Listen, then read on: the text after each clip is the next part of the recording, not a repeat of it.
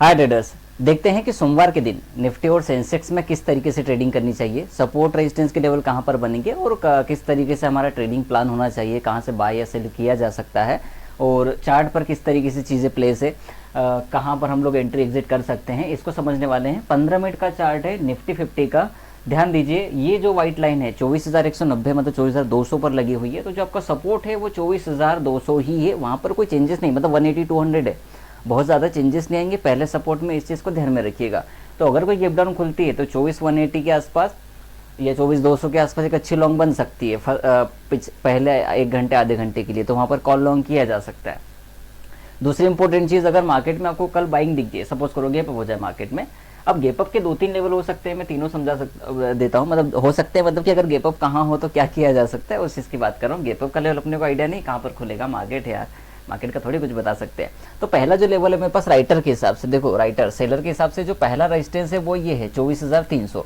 तो पहली सेल इस व्हाइट लाइन के आसपास आनी चाहिए, मतलब लास्ट डे के 21 तारीख के हाई के आसपास आनी चाहिए, 24,300 320 रुपये मान लीजिए, वहाँ पर एक अच्छी सेलिंग आनी चाहिए निफ्टी में।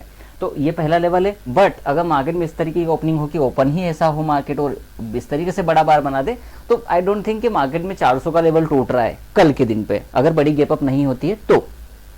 अब गैप अप भी 380 तो हो तो फिर 400 टूट सकता है, लेकिन फिर भी उसका भी दूसरा हम प्लान करेंगे। लेकिन पहले इस बात पर बात करते हैं कि पहला 300 रेजिस्टेंस है, मार्केट अगर फ्लेट खुलता है तो 300 320 के आसपास से आराम से सेल कर लेना।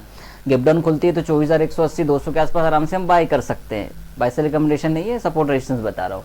दूसरा कंडीशन कि गैप अप हो जाए और मार्केट और ऊपर चली जाए, तो फिर वो 380 से 400 का लेवल बनेगा जहां पर अच्छी सेलिंग मिल सकती है। 400 मुझे नहीं लग रहा कि टूट रहा है, ठीक है। तो इस स्थिति में अगर आप सेलर हैं तो आप 500 का कॉल सेल कर सकते हैं, 450 का कॉल सेल कर सकते हैं और 400 का कॉल भी सेल कर सकते हैं, ठीक है। ये वाली चीज हो सकती है। बड़ा ही गैप अप हो जाए कि 200 पॉइंट का ऊपर गैप अप हो जाए, तो फिर आप 500 रुपए के आसपास जाइएगा, वहां पर एट द मनी में आप सेल करेंगे। अगर 500 का कॉल, मान लीजिए कि मार्केट खुले ही 420 450, तो थोड़ा सा वेट कीजिए, 500 रुपए 480 रुपए के आसपास आने दीजिएगा निफ्टी को, and then you can short, ठीक है। तो वहां से सेल, मतलब दो चीजें, स्पोर्ट सेल मतलब पुट लॉन्ग कर सकते हैं, कॉल सेल कर सकते हैं 500 का, वो चीज बनेगी। इसी तरीके से अगर बड़ी गैप डाउन हो जाए, मान लो कि मार्केट खुले ही 100 के आसपास 24,100, तो थोड़ा सा वो नीचे आने देना 24,050 के आसपास। एट द मनी का आप कॉल लॉन्ग कर सकते हैं, एट द मनी का पुट शॉर्ट कर सकते हैं, दोनों। अगर आप मतलब उसको हम स्टेडल बोलते हैं, तो एक स्टेडल को मतलब आप बाय करें, एक को लॉन्ग करें, वैसे एक स्टेडल नहीं बोलेंगे उसको।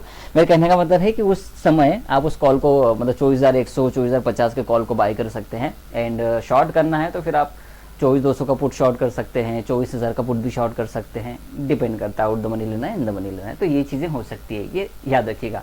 तो अब मैं और सिंप्लीफाई करता हूँ, 24,300 24,200 पहला सपोर्ट रेजिस्टेंस है, नीचे जाओगे तो 24,050 24,000 बड़ा सपोर्ट है, 24,000 450 500 बड़ा रेजिस्टेंस है, इस तरीके से, ठीक है।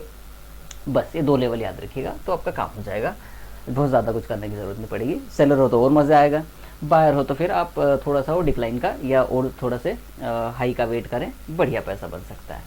चलिए हम अब सेंसेक्स की बात करते हैं। 77,500 की क्लोजिंग है सेंसेक्स में, तो पहला जो रेजिस्टेंस बनेगा वो 78,000 के आसपास बनेगा सेंसेक्स में रेजिस्टेंस, ये वाइट लाइन वहीं पर है। वैसे वो 77,800 पर है, पर मैं उसको लेकर जाऊंगा 78,000 रुपये के आसपास, है ना। इसको यहाँ पर 77,900 78,000 है, तो बड़ा जो रेजिस्टेंस है वो 78,000 पे प्लेस है। थोड़ा सा मतलब 500 पॉइंट बहुत कम होता है सेंसेक्स के लिए, लेकिन निफ्टी के हिसाब से फिर उसको तोड़ना मुश्किल है। तो 78,000 रुपये आसानी से नहीं टूटने वाला है, अगर टूटेगा ही तो फिर इसको ब्रेकआउट देना पड़ेगा, लेकिन उससे पहले एक रिट्रेसमेंट आएगी। तो अगर मार्केट में सपोज करो कोई 77,800 900 का लेवल होता है, तो आराम से आप 78,000 का कॉल शॉर्ट कर सकते हैं, and you can long 77,800 put और 78,000 पुट, ठीक, वो चीज़ें हो सकती हैं।